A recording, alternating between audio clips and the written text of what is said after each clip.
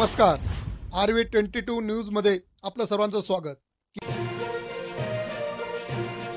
राष्ट्रीय मानवाधिकार एवं RTIच्या महाराष्ट्र अध्यक्षपदी बाळासाहेब आव्हाड यांची नियुक्ती। राष्ट्रीय मानवाधिकार एवं RTIच्या महाराष्ट्र अध्यक्षपदी नुकतीच नियुक्तीपत्र प्राप्त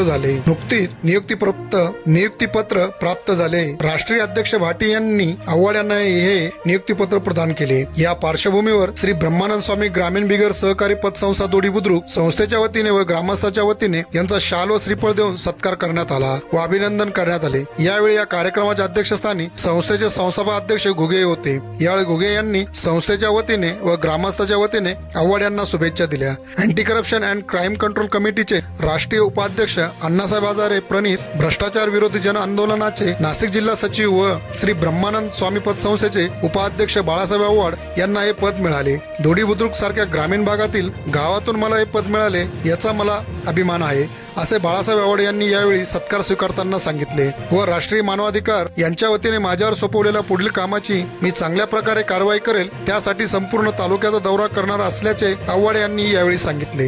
यावेळी दोडी बुद्रुक गावातील ग्रामस्थ यावेळी उपस्थित होते। तानाजी आव्हाड ब्रह्मानंद स्वामी पतसंस्था संस्थापक अध्यक्ष माजी सरपंच सोमनाथ किरण आव्हाड, भाऊसाहेब केदार, शंकर घुगे, निलेश आव्हाड, मीनाक्षी केदार आदींसह ग्रामस्थ यावेळी कार्यक्रमात उपस्थित होते। RV22 न्यूज साठी प्रकाश शेळके, सिन्नर। श्री बाळासाहेब मुरलीधर आव्हाड जे आपल्या संस्थेचे उपाध्यक्ष, श्री ब्रह्मानंद स्वामी संस्थेचे उपाध्यक्ष आहेत। तसेच त्यांची मानव अधिकार व RTI यांच्या महाराष्ट्र राज्याच्या पदी निवड झाल्याबद्दल सर्वांतर्फे त्यांचं आपण अभिनंदन करत आहोत, स्वागत करत आहोत। तसेच त्यांच्या भावी वाटचालीस आपण तुमच्या सर्वांतर्फे मी त्यांना शुभेच्छा देतो, अभिनंदन। माजी सरपंच सोमनाथरावजी आव्हाड या ठिकाणी अनेक सभासद उपस्थित आहे, त्या सर्वांच्या साक्षीने या ठिकाणी माझा सत्कार करण्यात आलेला आहे। कालच आमचे मानव अधिकार एवं RTIच्या महाराष्ट्राच्या अध्यक्षपदी निवड झाली। राष्ट्रीय अध्यक्ष भाटी साहेब यांनी माझी काल नियुक्ती केली।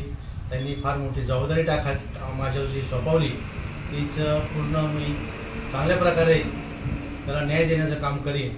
आणि मानवाधिकार याचं वैशिष्ट्यच असं आहे की अत्याचार, महिला अत्याचार, छेडछाड आणि सर्वात मेन त्याच्याकडे लक्ष असं आहे का कुठं काय भ्रष्टाचार चालत असेल, कुठले कामं व्यवस्थित चालतात की नाही त्याची देखरेख करणं, शाळा कॉलेज तिथं जाऊन देखरेख करणं, मुलामुलीची छेडछाड, आपल्या भगिनी यांची का कुठं अत्याचार होत असेल त्यांच्यावर, तर त्याच्याबद्दल आपण त्यांना न्याय मिळवून देण्याचं काम करायचं। त्याचप्रमाणे महाराष्ट्रात आणि आमच्या नाशिक जिल्ह्यात असे काही प्रकार होतील तर ताबडतोब त्या पोलीसच्या PI साहेब असतील, SP साहेब असतील यांना ती बातमी कळून लवकरात लवकर जे अन्याय करतात त्यांच्यावर पोलीस कारवाई करून त्यांना लवकर त्यांच्यावर योग्य ती कारवाई होईल। आणि आम्ही थोड्याच दिवसात आता जेवढे जिल्ह्यामध्ये शाळा कॉलेज त्या कॉलेजच्या ठिकाणी जाऊन सर्व शिक्षक लोक असतील, त्या संस्थेचे संचालक मंडळ असं सर्वांची भेट घेणार आहे। आणि सर्वात महत्त्वाचं म्हणजे मुला मुलीची देखभाल करणं, त्यांच्यावर बारकाईने लक्ष ठेवणं हाच याचा सर्व उद्देश आहे।